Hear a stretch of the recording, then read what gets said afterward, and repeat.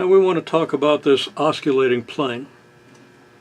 And let's go back to the example of the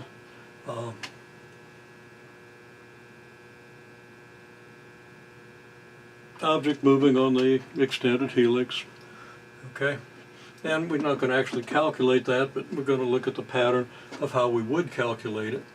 Another way of calculating curvature, and curvature being reciprocal of the radius of curvature, is you calculate t prime over r, and actually I should have had absolute value signs around there, magnitude signs.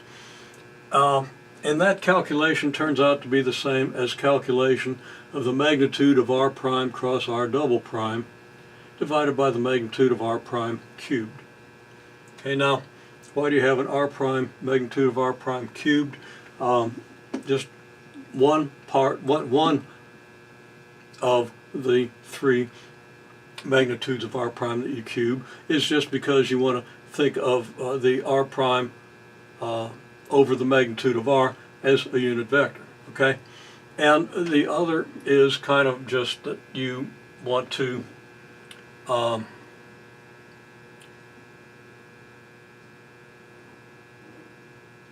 talk about the derivative of the unit tangent vector, which already has a magnitude of r prime in the denominator, and you have to take derivative of that, and the quotient rule kind of gives you a couple more r primes. Now that's not exactly right, but it's that sort of thing.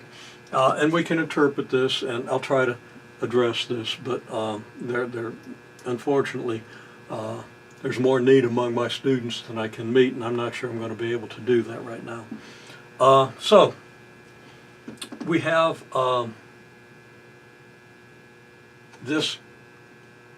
You can regard it kind of as a formula, because most people aren't going to get to the point where they can derive this formula. Okay.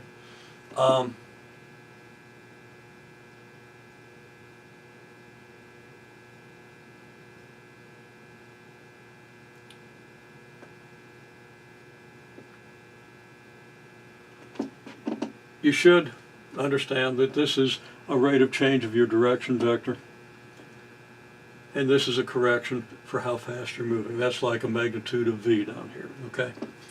So you have rate of change of direction with respect to change in position, okay? Okay, well, a problem that you were given, we had an r vector, and r of pi gave you the point -1, 0, 1. So here it is, x, y, z, here's -1, y is 0, and here's z equals 1. Okay, so there's a point -1, 0, 1. And we want to get this thing called the osculating plane. Now we see how to calculate curvature. And another thing we want is the equation of the osculating circle, the circle in the osculating plane of this radius centered at this point being where we are on the curve at the instant t equals pi, let's say. The osculating plane is just the plane that contains both the velocity vector, or if you prefer the unit tangent vector, and the normal vector, or the unit normal vector, or the perpendicular component of the acceleration vector. Okay? And that plane is defined by its normal vector, which is the cross product of these two, the unit, any tangent vector and any normal vector, any vector perpendicular to the plane, and it's the inward vector perpendicular to the plane that we generally use, is, and I don't remember what the rest of my sentence was, but what I was trying to say is that we take any vector tangent to our motion, so the velocity vector, unit tangent vector, any tangent vector, and cross it with the normal vector, and we have a vector normal to the plane of those two. Now you got two normals here. You have the vector normal to the motion, and you have a normal to that plane, okay? So we want to be sure we distinguish So we say down here, the osculating plane through 101 is normal to the path. Okay? Normal to the path, and the path, a normal to our path could just be our r prime vector crossed with our r double prime vector. Okay? Because our velocity crossed with our r double prime vector, which is in the plane of the velocity vector and the normal vector, because of course the normal vector could be just the perpendicular component of this vector. You got to think that through a little bit. But the bottom line is this cross product gives us a normal. Also, the cross product of the unit tangent vector and the unit normal gives us a normal, and that's actually the one we want. Okay? So this is normal. This vector is our unit normal vector. And that's our normal to the path again. Normal to the path is this vector. Our binormal vector, normal to the plane of the tangent vector and this normal vector to our path, is the binormal vector, and we get that by doing the cross product of the unit tangent and the unit normal. Now, when I say the binormal vector is a unit normal, okay? So we want to calculate it as a product of two unit vectors, ensuring that since these vectors are perpendicular to one another, that this has magnitude 1. So this will be our normal to the osculating plane. So binormal is our normal to that osculating plane.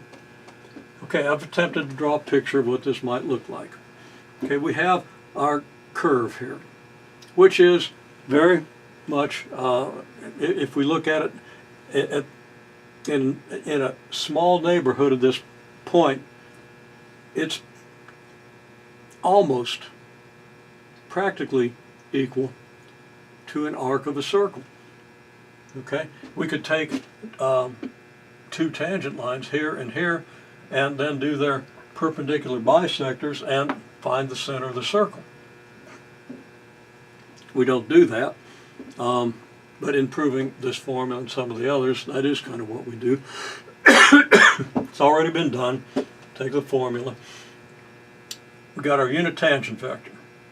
We have our curve, which is locally part of a circle.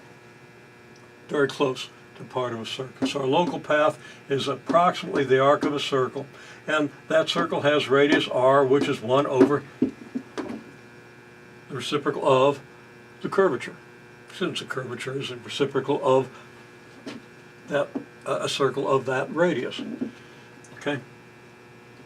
So we've got our unit tangent vector, we've got our unit normal vector. Now I've attempted to sketch a series of lines parallel to the way I've drawn the unit normal vector here. We don't know exactly from what angle we're viewing this, but there's our unit normal vector. Here's our unit tangent vector. A bunch of lines parallel to that gives us a representation of our osculating plane. The binormal vector is perpendicular to that plane. So I drew some perpendiculars in here. And the binormal vector is perpendicular to any vector in the plane. Okay?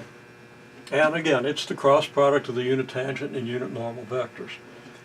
Well, now if we want the equation of our osculating plane, we've got everything we need, assuming we've done this calculation or another equivalent calculation to get our, well, we don't need our curvature, but the calculations down here to get our unit tangent and normal vectors. Whatever calculations we've chosen to do, we assume we have those. We can take the cross product. We got the binormal.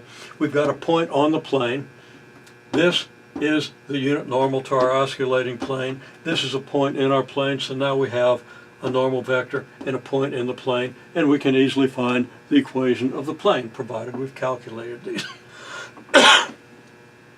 So the plane is easy to calculate. This is a depiction of it. Now what about our osculating circle? Well, we got if we can find the center of our osculating circle, we know its radius, then we can pretty much define it. And the center is along the perpendicular to the tangent. That's a characteristic of a circle. The perpendicular to the tangent passes through the center. So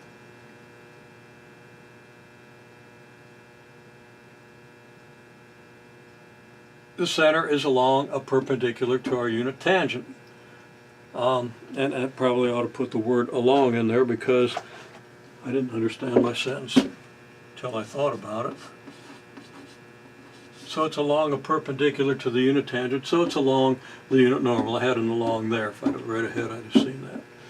Still, okay? So we have a vector, the unit normal, that points us to the center. Not only that, but we know how far it is because we've calculated the curvature, so we know the radius. So that means if we start from this point, which in this example is 1, 0, 1, and move along the vector r times our unit normal, where r is the number we calculated here, and our unit normal is this unit normal here that we calculated here, then we get a vector from this point to the center of our circle, and we can locate the center of the circle. Picture that. Okay, if the origin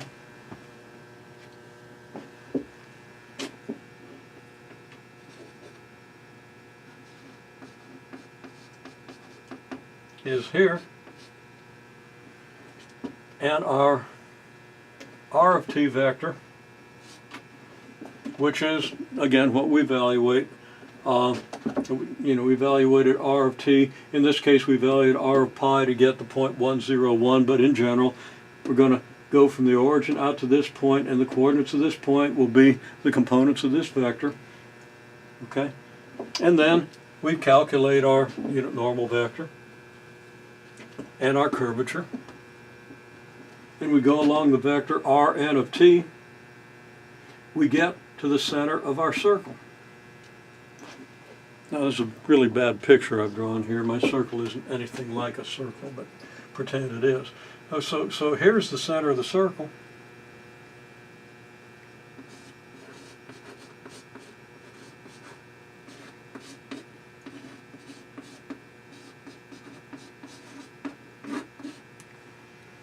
And now we have a vector. We just need to construct a parameterized vector or some representation of a vector of radius r.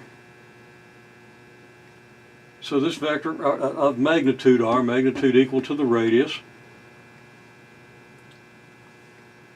with its tail at the center, its initial point at the center, with this vector perpendicular to our binormal, so it'll be in our osculating plane.